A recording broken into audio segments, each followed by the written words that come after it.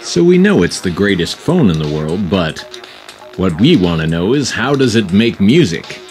Well, as you can see, it runs iKaossilator very well. Even though, because I'm used to using iPad, it's going to take a while for my fingers to get used to using the smaller screen controls. You can tell the screen resolution is indeed very, very crisp and beautiful. The color is rich.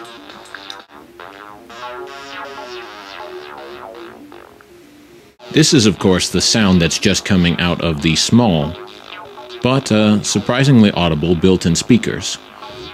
I've even been able to talk to Siri, the voice-active computer.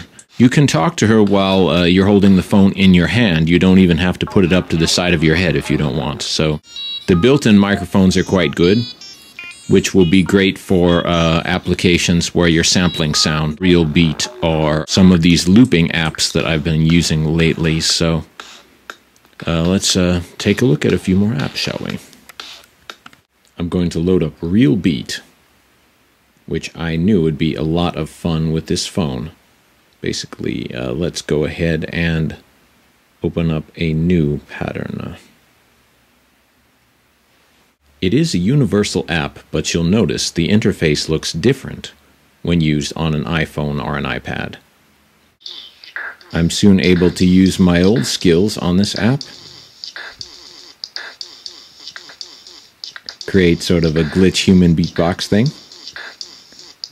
As shown in the demo video, you can have a lot of fun, especially with this walking around town, because it's a lot less bulky than your iPad. You could exchange the sequences as well.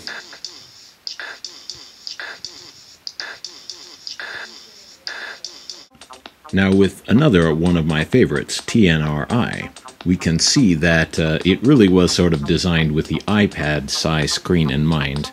So I've been a little clumsy placing that one note there. So I'm going to use the zoom feature. Double click the zoom. Let's see. There we go. Gonna move this dot over. I've got to go out of zoom mode, and then it will take a little bit of adjustment for you if you're used to the iPad size. But the sound is still the same. You can see on one of my other videos I was syncing with an iPhone 3 that my friend had. Maybe if I go get a stylus or something like that. Still sounds great, and the speakers do provide an amazingly large sound for such a small mobile device. Now here is iMaschine from Native Instruments, and you can see this interface is going to be fairly easy to use on the smaller screen. So I haven't actually done a full review on this app yet, but it is very promising. It's got drum machines, it's got 2 synthesizers, and then you can record your vocal hook, as in the famous video that you probably have already seen. Of course, you knew I was going to start up Radarhead, a crazy sound app of my own creation. As I work on future versions of Radarhead and other sound apps, I will keep in mind the smaller screen size, because now I can really see what the iPhone users have been talking about in terms of being able to use the smaller interface size. Overall, I am very pleased with my new iPhone 4S, and you will see a lot more of my app reviews now happening on this device, just to give you an idea of the other size perspective as well as the usual iPad. This is VJ Franz K signing out, but I'll be back real soon.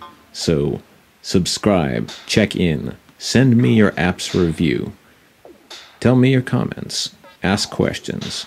I'm ready to describe all of the interesting features of the iPhone 4S, including the voice, which is quite amazing. Thank you very much for watching. Subscribe. Good night.